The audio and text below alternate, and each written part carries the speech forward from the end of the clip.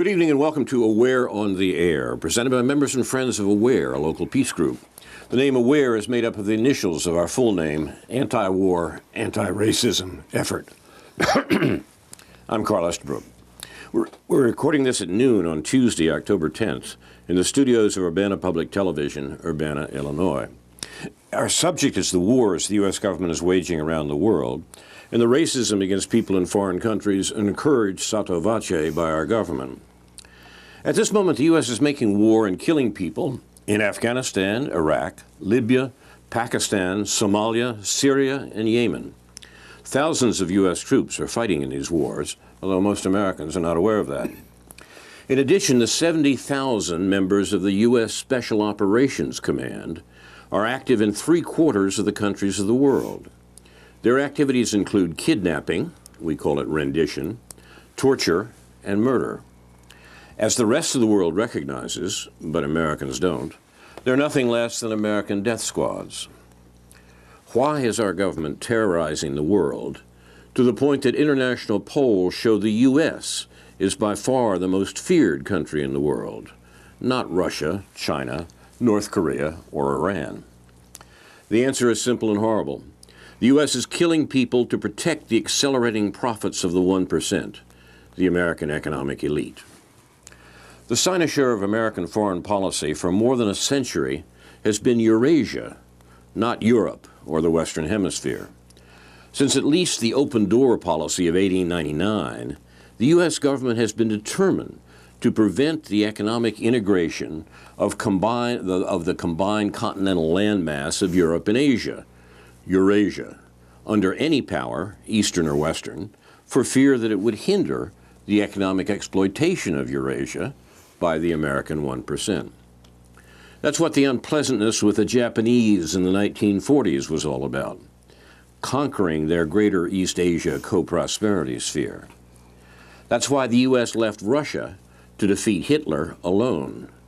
Russia lost perhaps 27 million people in World War II. The U.S. lost perhaps 500,000 in all theaters combined. The bedrock of U.S. foreign policy today remains the containment of Eurasia and the retardation of its economic development. The American task is more difficult today than any time since World War II, owing to the entente between Russia and China and their effective alliance with other states, notably Iran and Syria.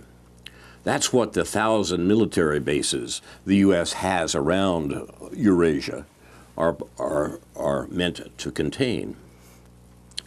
When World War II ended in 1945, the U.S. was the only undamaged major country on any side. The situation was described in 1948 in a secret State Department memorandum by the liberal diplomat George Kennan. Quote, "We have about 50% of the world's wealth, but only 6.3% of its population. This disparity is particularly great as between ourselves and the peoples of Asia. In this situation, we cannot fail to be the object of envy and resentment. Our real task in the coming period is to devise a pattern of relationships which will permit us to maintain this position of disparity without positive detriment to our national security. To do so, we will have to dispense with all sentimentality and daydreaming, and our attention will have to be concentrated everywhere on our immediate national objectives. We need not deceive ourselves that we can afford today the luxury of altruism and world benefaction." Close quote. That was the American political establishment in 1948. The situation has not much changed. Since World War II ended, U.S. presidents have killed more than 20 million people to maintain the disparity, and they continue to do so today. President Obama was the first U.S. president in history to be at war throughout 2 presidential terms. In the campaign, President Trump criticized the 8 wars Obama was conducting, his war provocations against Russia and China, and his drone assassinations, accurately called the greatest terrorist program in modern times. But once in office, Trump adopted those Obama policies. Our anti-war group, AWARE, was formed 16 years ago after the attacks on New York and Washington on 9/11/2001, and before the U.S. invasion of Afghanistan, which began America's longest war. The founders of AWARE saw that the U.S. government would use the crimes of 9/11 as an excuse to carry on its wars in the Mideast.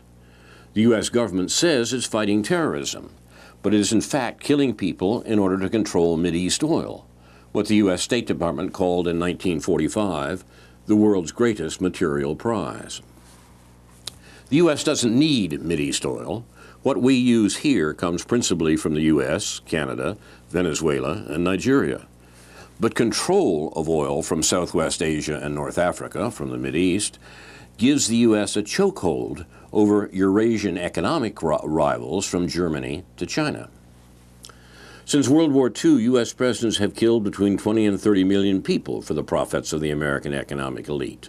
Ordinary Americans have paid for these vicious wars, but they haven't profited from them. Most Americans are not aware of how much of the world is appalled at what the U.S. government has done in our lifetimes. It's a triumph for the American system of propaganda and intellectual control, the most effective in history, that Americans are able to ignore it. Those of us in AWARE, like other anti-war groups in the United States and around the world, today call upon President Trump to, 1, establish a foreign policy based on diplomacy, international law, human rights, and respect for the sovereignty of other nations, notably Russia, China, Iran, and Syria. 2, end the wars in the Mideast and elsewhere. Stop the drone attacks, the most extreme terrorist campaign of modern times, and end the war provocations against Russia and China. 3, cut military spending by at least 50% and close the more than 800 U.S. military bases ringing Eurasia. Russia has 15 bases outside its territory. China has 1. Bring all U.S. troops and weapons home, and withdraw U.S. special forces who've been sent into 3/4 of the world's countries. 4, stop U.S. support of human rights abusers, notably Israel and Saudi Arabia. And 5, lead on global nuclear disarmament. Revoke the Obama administration's trillion-dollar plan to update U.S. nuclear weapons. There's a lot of news about U.S. government war-making this week, but you won't hear much of it in the American media, which are dominated by the pro-war U.S. political establishment. We'll try to give a better account tonight, beginning with Karen Aram. I'm not sure I have too much to add to that, Carl, other than your acknowledged fear of where we're headed now under the Trump administration with his provocations towards North Korea. And what can we do as an anti-war group? And I'll leave it to you to expand on that or extend that a bit. But one of the things that I note is that not only, and as you pointed out, we not only have to fear North Korea, but we also have to fear intervention in Venezuela. And I keep thinking, since the mainstream media really hypes up North Korea, putting, of course, the blame on provocations from North Korea, without ever explaining the provocations on the part of the U.S., which is something that really must be addressed to understand the situation. Venezuela, I think we know the U.S. has been provoking internally problems for the Venezuelan people, and that it's just a matter of time. They tried it under Chavez previously, and now under Maduro, it's quite likely. I mean, now Trump talks about intervention, military intervention. I'm not sure that's even necessary. I think that our covert interventions are probably sufficient to reach the goals of U.S. hegemony and imperialism, because Venezuela is one of the richest oil nations in the world, let alone in Central America. Is that right? Central America? Mm-hmm. Okay, sorry. I get South, Central, and Latin sometimes mixed up. But anyway, I get the point. Where we are now, though, is also a real fear of war and killings, if we call it war, but it is just that, throughout Western Africa, or what is known as the Sahel. At our anti-war teach-in, was it 2 weeks, a little over 2 weeks ago, Vukoni Lupa-Lasaga spoke about it. He spoke primarily about the militarization of the African continent. And it brings to my mind warnings from Nick Turse, the author of Changing Face of Empire, I believe. Is that correct, Carl?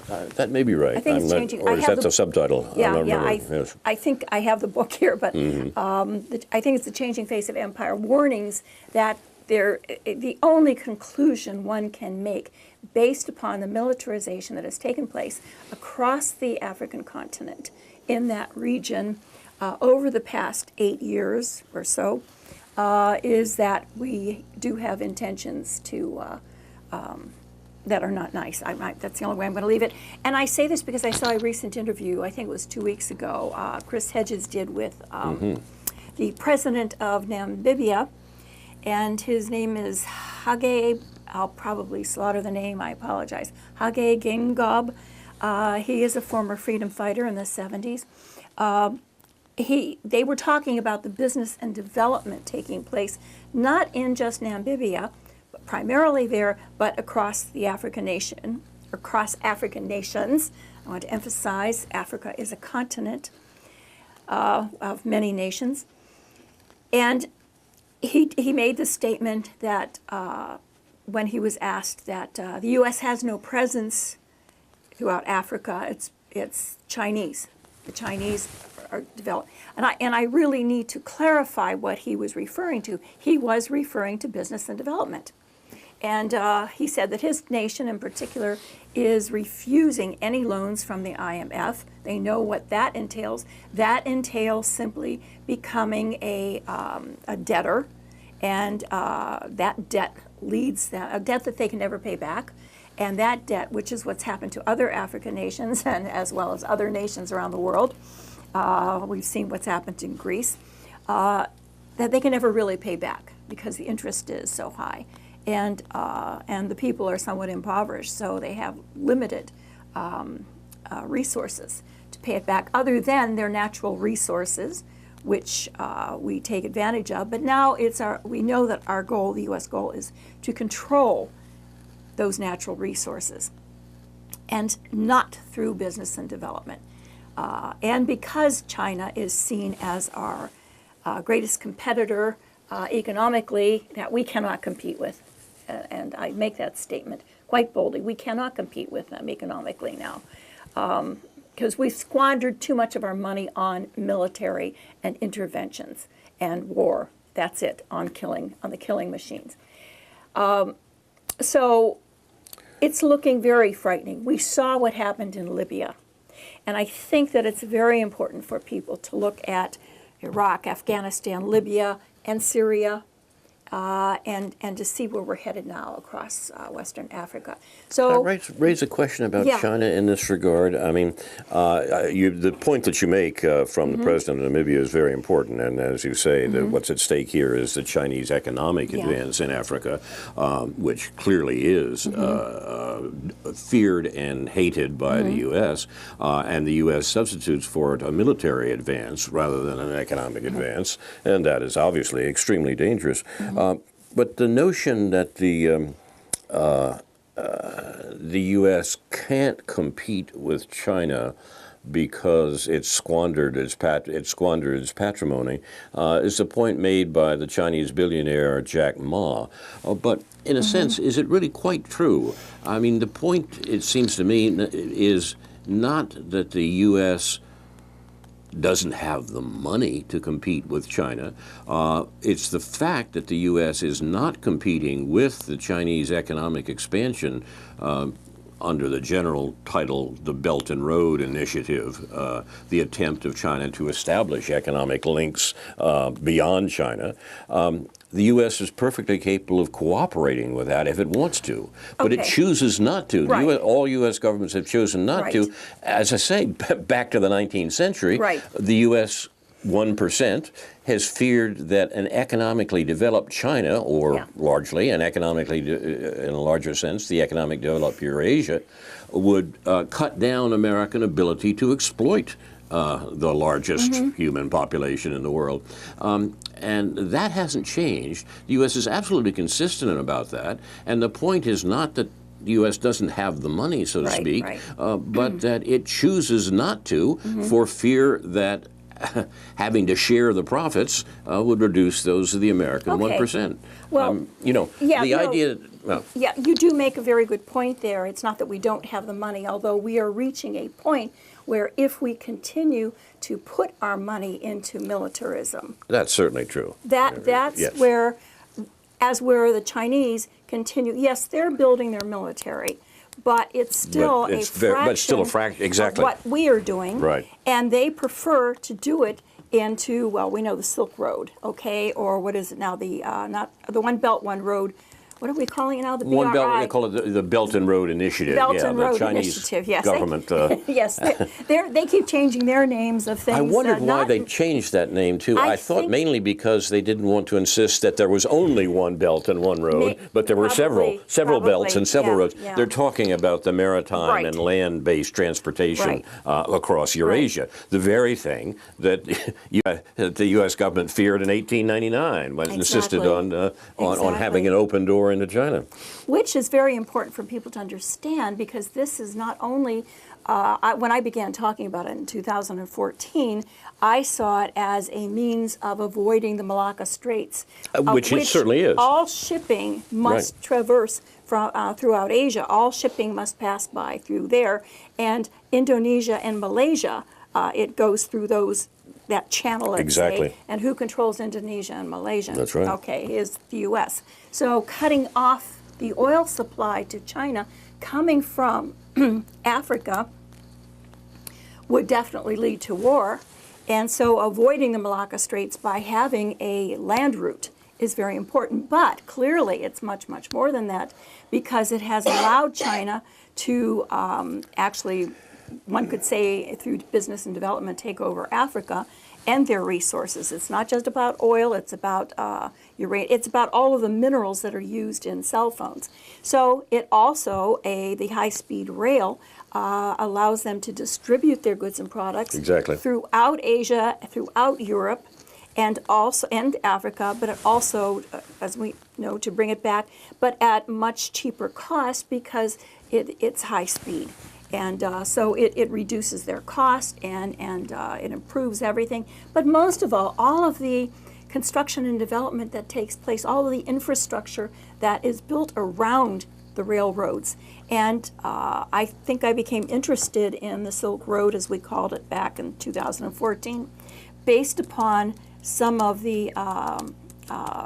my knowledge related to railroads across the United States, and how many cities and towns grew up as a result of the railroads.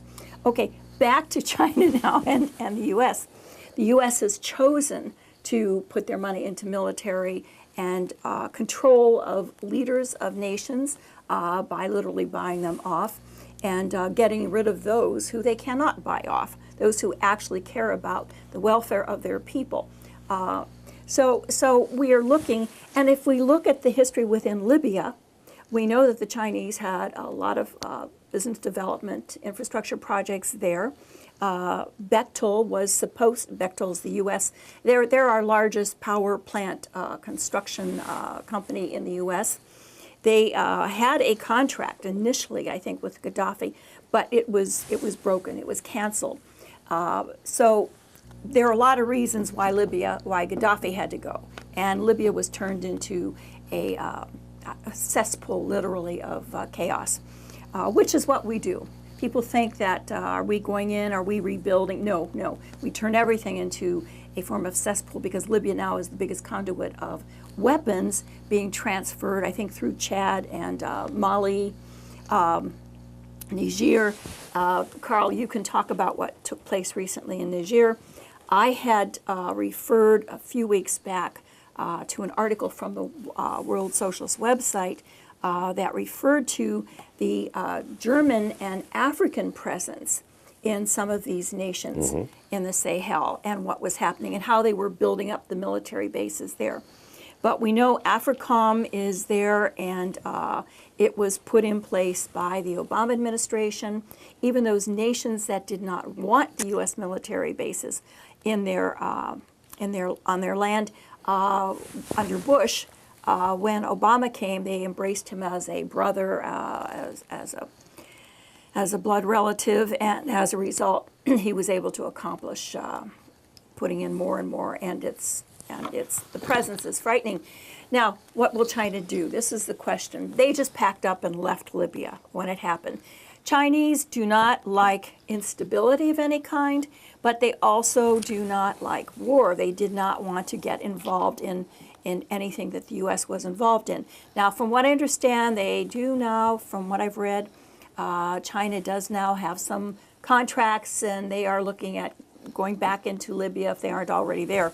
But it's taken them a while, because at first they were totally turned off. But how long is China going to allow this to happen? This is the question.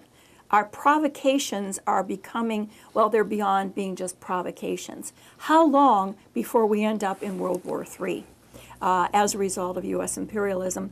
And this is what we see definitely with North Korea, because if there is any such thing as an attack on North Korea, even if it's non-nuclear, China cannot allow that to happen. That's right. Absolutely cannot. China has made it very clear that if North Korea, in fact, does the sort of thing that American propagandists keep screaming about, i.e. sends a missile to attack something that is within the American sphere, such as Guam, if North Korea does anything like that, or much less attack the South, China will not support them. They've been absolutely clear about that. Right. But they've said if anybody attacks North Korea, China will defend North Korea. They've been very clear about this. Well, they have to. And they have also been clear, along with Russia, that the proper procedure in regard to North Korea is what they call a double freeze, or the double freeze, where North Korea would freeze its missile and bomb development, and the U.S. would freeze its military provocations in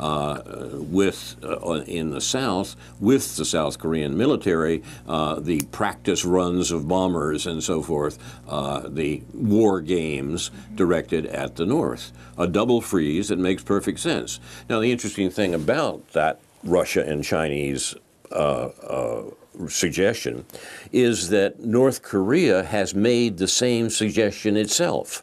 North Korea has said that they will stop the missile tests and the bomb development, or if the U.S. stops its military provocations in South Korea from the South. They said that to the Obama administration, and the Obama administration turned them down. They repeated it to the Trump administration, and the Trump administration turned them down. So if you want to ask who is provoking the dangers of war on the Korean Peninsula, the answer is very clear. It's the United States. Right. And if you want to know why the United States is doing it, the answer is also clear. This is part of the containment of China, which has been the fundamental American foreign policy principle, or part of the fundamental American foreign policy principle, literally for generations. So, I mean, the scare stories we get in the paper and from the American administration about how suddenly this mad North Korean is going to attack America are all in service of American foreign policy. Well, if we really want to stop what we call North Korean provocations, first we need to stop our military exercises in the South China Sea that actually, some of them are known as decapitation of Kim Il-sung, or Exactly. what's the young one's name? Take the Kim Il-ung. Anyway, the leader of the government. Okay. Here again, it's always about regime change. Little Rocket Man, as the Americans call it. That's number one. Number two, we need to remove our 38,000 and so troops. Whatever the official number is, I'm sure it's more, okay? But we know there's, at least 38, or is it 28 now? I've forgotten. It's something like that. Yeah. On the border of North Korea and South Korea. Okay, I think it's the 38th parallel. Maybe that's why I've got 38 in my head, but it's actually 28,000, I think. And as I said, whatever is revealed, okay, chances are it's much more. That has been all we've ever had since, is it 1954, Carl, that I don't have any details or data in front of me, that we've had an armistice. We've never had an end to the war, as you said, just an armistice. Now, there was some hint of, I'll call it reparations. I don't think it's known as reparations, I'm not sure. But I think under the Clinton administration, and I'm not trying to give credit to Clinton, but he probably just had his hands full with all the other things he was doing. That's one way to put it. I know you can put it, yes. Yes, with putting children off of welfare and whatever. And NAFTA and taking jobs away from Americans, I mean, plus. But they did have some kind of an agreement whereby water reactors would be provided to North Korea, given that I think we blew up all their dams during the Korean War. And they would then freeze their nuclear reactors or close them down. I don't know the correct terminology. But at the end of the day, we never followed through on that. As the Bush administration abolished that agreement. I mean, there was that agreement too. The Bush administration said no. There you go. The end of it. So I mean, the tradition of a diplomatic agreement is absolutely clear, and the denigration of the North Korean leader as Little Rocket Man is not a contribution to diplomatic understanding. No, it certainly isn't. It certainly isn't. And in fact, we even during these discussions as recently as, a month ago or something, I think we did a, what do you call it, was it a mock bombing? Oh, yeah. Yeah, that was part of it. Over there. I mean, I'm surprised that we weren't shot down. That's right. Yeah, with B-52s. I mean, it was I mean, the American arsenal. Right. So, yeah, and then we blame it all on China, that they aren't able to rein in North Korea. Now, I am absolutely certain that China would like North Korea to close their mouths, okay, exactly. And stop the provocations. Unquestionably I'm sure true. They have attempted to do that, to close them down. I just am not, I don't think from what I've read that China has quite the influence on North Korea today as it has in the past. And because we know China does not want any more of the, we'll call them North Korean refugees, flooding into China. And but more than that, why China has no reason. Yeah, they will want the nuclear freeze, but they have no reason to create North Korea as an enemy of theirs. There's no reason for that. They already see what the U.S. is doing, and maybe our attempts are simply to try to divide North Korea from China. I don't know. I mean, that's speculation based upon nothing. But so this constant blaming China when it's us, it's our responsibility to end the war we had with North Korea, to allow South Korea and North Korea the possibility of reunification, which I think the newer South Korean leader, although he did backpedal a bit once he was elected, which they always do, especially after meetings with the U.S., nonetheless, they clearly are worried, because any war with North Korea is going to have an impact on everyone throughout that region, but especially South Korea. There's a peculiar and disturbing article by Alfred McCoy that I will place on the Facebook page for Aware on the Air. The title is World War III with China, How It Might Actually Be Fought. McCoy is an interesting guy. He's a professor of history at Wisconsin, emeritus now, I think. But he's the author of The Politics of Heroin in Southeast Asia, about the Vietnam War, and one of the important aspects of the Vietnam War, the drug running, basically, that the U.S. did out of primarily the CIA out of Southeast Asia. He's gone on to examine the American-Asian relations for a long time. He's just published a new book titled In the Shadows of the American Century, The Rise and Decline of U.S. Global Power. It seems to me that he's on to the right question here, as I suggested in the lead-in tonight. That really is indeed what we're looking at as the context for the specific issues we're talking about. His article about imagining how a war between the U.S. and China would occur today is worth reading. It's certainly worth arguing with, too. I mean, he makes a lot of assumptions, obviously. As Yogi Berra said, it's hard to make predictions, particularly about the future. And the future here is what he's talking about. There is a parallel piece of work. John Pilger, the Australian journalist, has made a film on the coming war of the U.S. and China. And it's something that we should take very seriously indeed, because they take seriously the ongoing process of American foreign policy and its collision with the expansion of China, with the BRI, the Belt and Road Initiative, et cetera. Now, as I say, the article is long to summarize. I will put it on the Facebook page and suggest it could be read, but he's on to the right question. McCoy is on to the right question, I think, and we will continue to draw from what he has to say. I want to turn now. Wait, I just want to make a comment. I did read it, Carl, at your suggestion. I have to admit it went over my head because the article deals primarily with military weapons, etc. It gets very technical. And so I simply posted it, and then my headline was simply, spoiler alert, we lose.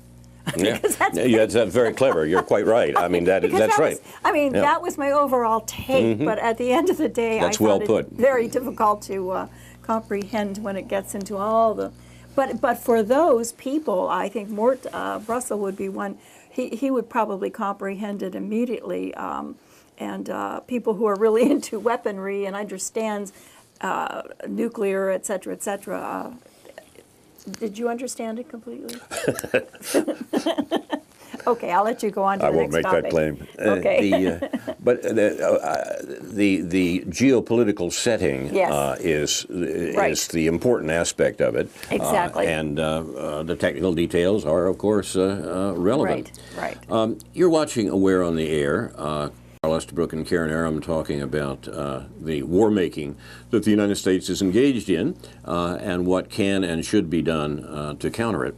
I want to turn to a subject that is a bit off-center from that, but it's been a matter that is related, of course, and we've been discussing it in various ways on the Aware mailing lists, which you can join if you want, and the Facebook pages and so forth associated with Aware and some of our colleagues.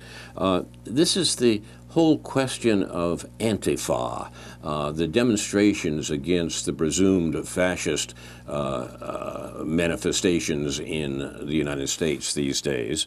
As I say, it is a distraction in a way, because the U.S. is not killing people in the Middle East and containing China and Russia because of white supremacy. That's not the issue. The issue is the profits of the ruling class, and it's in that context we have to understand what the U.S. is doing and why, and perhaps more importantly, how it can be countered. But the problem is this major distraction of the Antifa demonstrations needs to be talked about. One of the best places to talk about it is the website Counterpunch, edited by a friend of ours, Jeffrey Sinclair, who, by the way, in reference to an earlier point you made, Karen, even so sophisticated a commentator as Jeffrey Sinclair said this week, who knew we had boots on the ground in Niger? Niger, yeah, And sorry, this- Niger, yeah. This is this is exactly right, and Right. what it points to is exactly what you were describing. That is the coordination of American foreign policy around the world. We have this notion that America sort of is surprised each morning by what's going on in the rest of the world, and therefore sets out to fight any foe, defend any friend in the pursuit of liberty, as John Kennedy said in his fascist inaugural address. That's not true. The U.S. foreign policy is, as we've been arguing, remarkably consistent, and it includes a large amount of killing people. That's true, as you say, in Africa, as it is in the Middle East, and indeed in the rest of the world. But in that, while we should be talking about that and what could be done against it, we find ourselves talking about this peculiar notion, Antifa. The best comment I've seen this week on this matter comes from the political reporter Diana Johnstone. Not to be confused, by the way, with another political reporter, Caitlin Johnstone. They're about two generations removed from one another. Diana Johnstone is in her 80s, an American living in Paris. Caitlin Johnstone is in her 40s, an Australian living in America. Their styles are remarkably different, but they are saying important things about the issue that we have under consideration today, American war making. Diana Johnstone's article on the Counterpunch site is entitled Antifa in Theory and in Practice. And she begins with an absolutely remarkable and apropos quote from an Italian writer whom I never heard of, who worked with Federico Fellini. He said, and I quote, "Fascists are divided into two categories, the fascists and the anti-fascists," close quote. That's worth considering. Johnstone writes, "In recent weeks, a totally disoriented left has been widely exhorted to unify around a masked vanguard calling itself Antifa for anti-fascist." She's talking about the United States here, of course. "Hooded and dressed in black, Antifa is essentially a variation of the Black Bloc, familiar for introducing violence into peaceful demonstrations in many countries. Imported from Europe, the label Antifa sounds more political. It also serves the purpose of stigmatizing those it attacks as fascists. Despite its imported European name, Antifa is basically just another example of America's steady descent into violence. Antifa first came to prominence from its role in reversing Berkeley's proud free speech tradition by preventing right-wing personalities from speaking there. But its moment of glory was its clash with right-wingers in Charlottesville on August 12th. With exuberant schadenfreude, joy and dismay, commentators grabbed the opportunity to condemn the despised president, that's Trump, for his moral equivalence of the parties in Charlottesville, thereby bestowing a moral blessing on Antifa. Charlottesville served as a successful book launching for a book entitled Antifa, the Anti-Fascist Handbook, whose author, young academic Mark Bray, is an Antifa in both theory and practice. The book is, quote, really taking off very fast, close quote, rejoiced the publisher, Melville House. It instantly won acclaim from leading mainstream media, such as the New York Times, The Guardian, and NBC, not hitherto known for rushing to review left-wing books, least of all those by revolutionary anarchists. Should suggest something strange is going on here with the Antifa group. The Washington Post welcomed Bray, the author of this book, as spokesman for, quote, insurgent activist movements, and observed that the book's most enlightening contribution is on the history of anti-fascist efforts over the past century, but is more relevant for today in its justification for stifling speech and clobbering white supremacists, close quote. Bray's enlightening contribution is to tell a flattering version of the Antifa story to a generation whose dualistic, Holocaust-centered view of history has largely deprived them of both the factual and the analytical tools to judge multidimensional events such as the growth of fascism. Bay presents today's Antifa as though it were the glorious, legitimate heir to every noble cause since abolitionism. But there were no anti-fascists before fascism, and the label Antifa by no means applies to all the many adversaries of fascism. The implicit claim to carry on the tradition of the international brigades who fought in Spain against Franco is nothing other than a form of innocence by association. Since we must revere the heroes of the Spanish Civil War, some of that esteem is supposed to rub off on their self-designated heirs. Unfortunately, there are no veterans of the Abraham Lincoln Brigade still alive to point to the difference between a vast organized defense against invading fascist armies and skirmishes on the Berkeley campus. As for the anarchists of Catalonia, the patent on anarchism ran out a long time ago, and anyone is free to market his own generic version. And this takes us off into the convoluted question of what's going on in Catalonia today, but we may come back to that. The original anti-fascist movement, original, that is, in the 1930s, was an effort by the Communist International to cease hostilities with Europe's socialist parties in order to build a common front against the triumphant movements led by Mussolini and Hitler. Since fascism thrived, and Antifa was never a serious adversary to it in the 30s, its apologists thrive on the nipped-in-the-bud claim.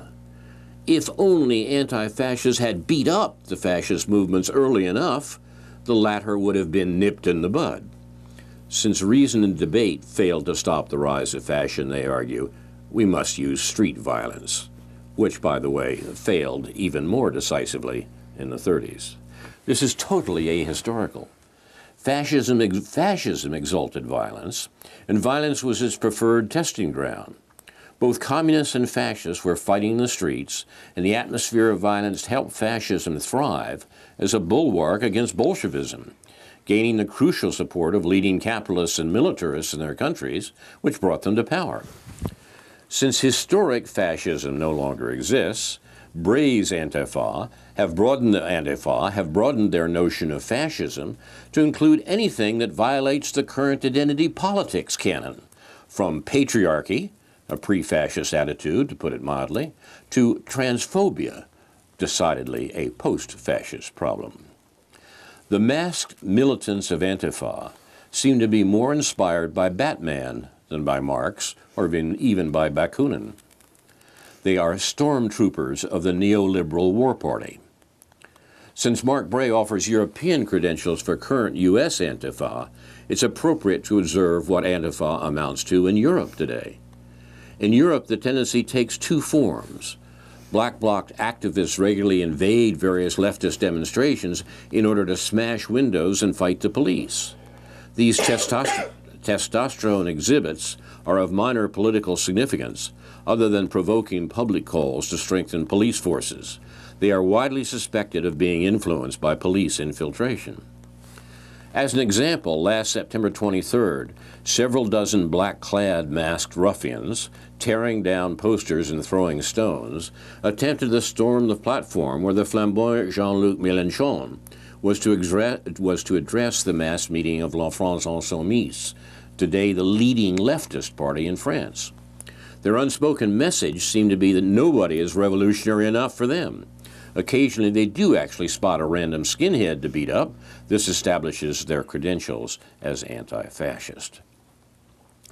In case anyone has doubts, red-brown is a term used to smear anyone with generally leftist views, that is red, with the fascist color brown. This smear can be based on having the same opinion as someone on the right, speaking on the same platform with someone on the right, being published alongside someone on the right, being seen at an anti-war demonstration also attended by someone on the right, and so on. This is particularly useful for the war party, since these days many conservatives are more opposed to war than leftists who have bought into the humanitarian war mantra. The government doesn't need to repress anti-war gatherings. Antifa does the job. Now, this seems to me to be crucially important, and the European perspective that Diana Johnstone offers here might lead us to think a little more about the peculiar American formation of Antifa. It has nothing to do with the fascism that inhabits the existing American government, and it's hard not to see the combination of neoliberal and neoconservative policies as essentially fascist, and it certainly doesn't do anything to further the anti-war movement in the United States. Nevertheless, there are a lot of people who are attracted to the anti-fa perspective as if it were the serious political opposition that the United States very much needs. You've been involved in this debate, Well, Karen. A reflection on it? Yeah, actually, I can't. I just sent, by the way, I just sent Diana Johnstone an email since her email address was put in there, telling her that how much I really appreciated her article, given that you were now reading it on public TV. So let's see if we hear back from her. No, I mean, I think she puts it so well. But I also recommend 2 interviews that Chris Hedges did. One was with, he does it on Contact, which is, I think people can Google all of this. But On Contact is a program Chris Hedges has. It's only 30 minutes long, and it's on RT. But he interviews Mark Bray, the author of this book. And I thought it was rather courageous of him because Bray really called Hedges to task related to some of the accusations made against Chris that he made supposedly against people who supported Antifa. But it really lays it out well. And to me, it's very clear that when you hear these 2 intelligent people discussing the issue from 2 totally different perspectives. Then the following, actually it was just this weekend, I think, he interviewed, it's Dr. Lakey, L-A-K-E-Y, I think it is. Maybe it's L-A-C-K-E-Y, who is a political activist, anti-war, going back to the civil rights movement, and a follower of, he is a promoter of nonviolent demonstrations, etc. And he's written a recent book. So he is in alignment with Chris Hedges against Antifa, as you and I are. And I recommend Chris Hedges' interviews because I think they also support what Diana Johnstone has said and what you have said, Carl. I would like to actually take up another topic that you just referred to on Catalonia, and I'll try to be brief. I'm not an expert. I was in Barcelona in 2014 before a referendum. I was there in spring. They had a referendum up in November. The referendum failed. And the majority, and of course, everywhere I go, I engage people in political discussions.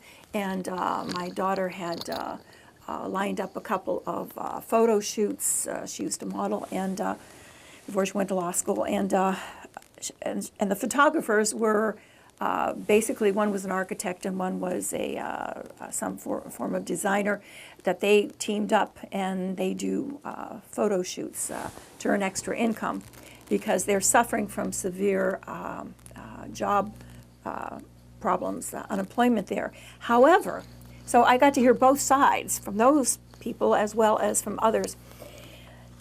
And bottom line, the majority do not support independence. They can speak Catalonian if they so desire, just as the Irish can speak the Irish as they so desire today in Ireland. They are the richest area or province, I guess you would say, in Spain. They 30% of the income, or maybe it's GDP, it comes from Catalonia. I understand the desire for independence based upon their culture and based upon their history. But this is where I think one has to take a more forward look. And this is where I think it's a real mistake for some of these small nations wanting to exert their independence now. I also agree very much with their not liking their government coming under the EU. And that's what Brexit in England is all about. But I think, as many of the socialists believe, as I do, they would be better linking up with others within Spain, within the nation of Spain, to change their government, okay, to change their system of government, which was inherited from the Franco regime.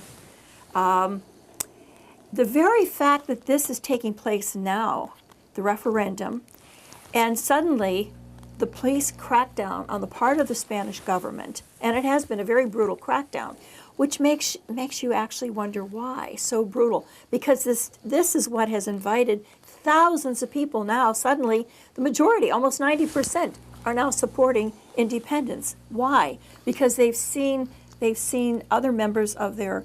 I don't think 90% is accurate, to be quite frank, because I've seen both sides coming out. But now I guess it's a rush to support people who are victims. But this rush can take on a rather almost apocalyptic. All right, I'm going to read this from The Independent here. Noam Chomsky has said, Donald Trump could stage a false flag terror attack to maintain fan base amid failing policies.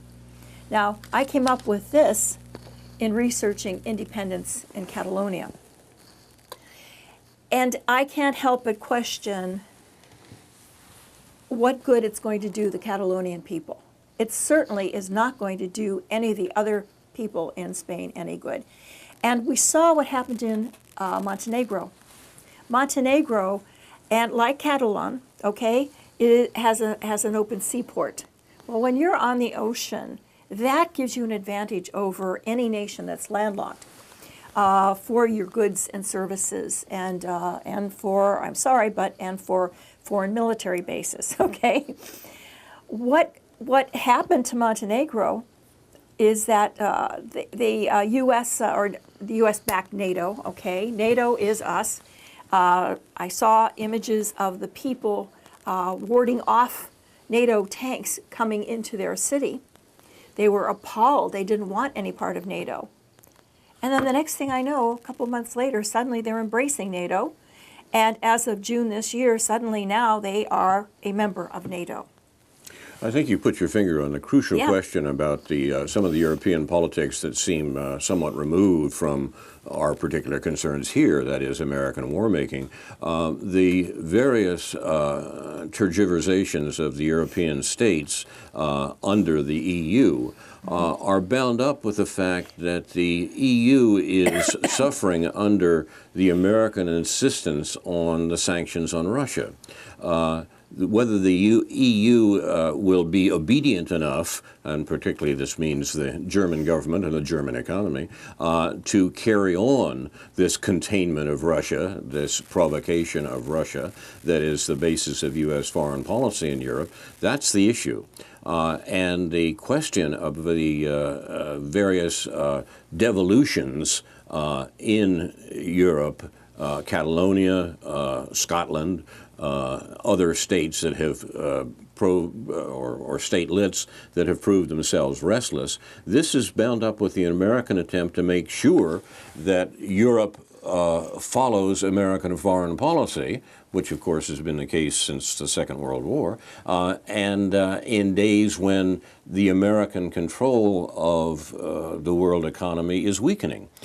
We have to admit that that is the case, and the conflict with Eurasia continues, and what happens in Europe will either support that conflict or perhaps tend towards its dissolution.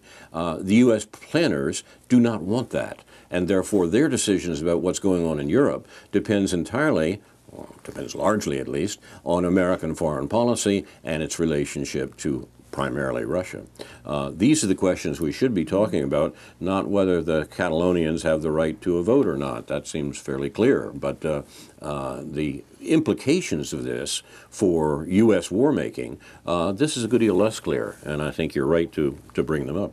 Well, I simply bring up the idea that when we see these independence movements, it's easy to identify with these smaller, vulnerable, and that's the word I want to keep pointing out, vulnerable nations within a larger nation, that we rush to want to support them. And as Luciana Bonn, a friend of yours, Carl,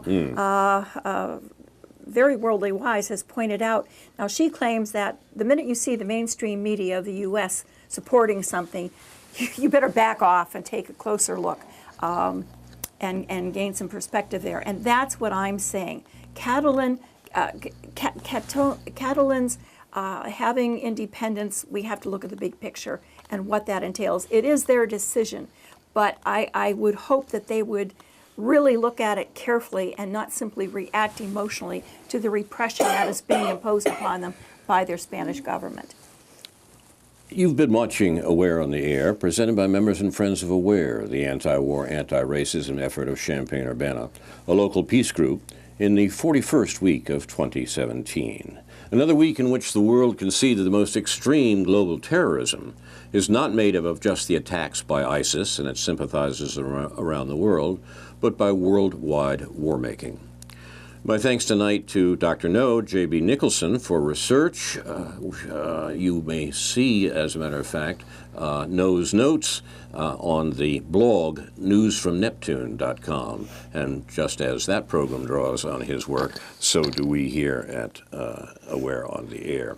Our show is produced and directed by Jason Liggett and Ethan Young and Andrew Scolleray. Thanks to whom also this program and others like it will be available on YouTube. And do see the Facebook page for Aware for a number of the articles that we've referred to tonight. Finally, Aware honors those who reveal the crimes of the U.S. government, which the rest of the world knows about, but Americans don't. Manning, Assange, Snowden, and others, who truth-tellers persecuted by the U.S. government. Do you have a final comment? Oh, we'll be at the market this Saturday. Yes, good point. In the community division of the market at the Lincoln Square Mall, and we provide information about everything that we discuss here. So I urge people to meet up with us. Drop by and say hi and take up any issues you have with anything we've said tonight. This is Carl Estabrook for Karen Aram, Karen Evans-Levy, Stuart Levy, David Green, and other members and friends of Aware, saying in the words of the late Edward Murrow, good night and good luck.